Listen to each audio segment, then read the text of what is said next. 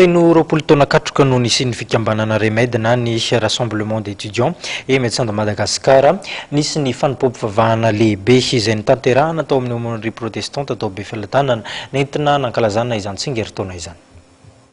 Fanompom-pivavahana iraisam-pinoana no noentin'ny fikambanana ivondronan'ny mpianatra sy ireo dokotera eto Madagasikara na ny Remède Madagascar anamariana ny roapolo taona nijoroany ity fikambanana ity.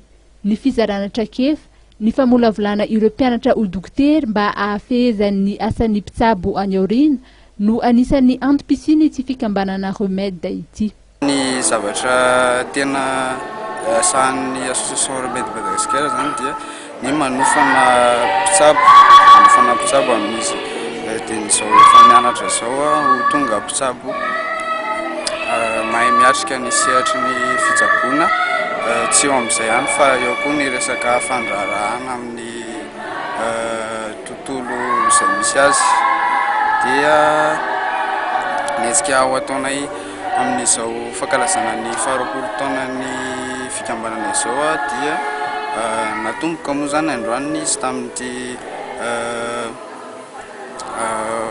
culte œcuménique izay natao teto Befilatanana ity.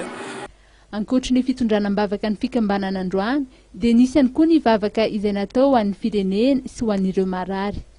Ho fanamariana ny roapolo taona nisian'ny fikambanana Remède dia fantatra fa ho hisy ihany koa ireo famelabelaran-kevitra samihafa na communication scientifique ho tanterahana amin'ny volana aogositra.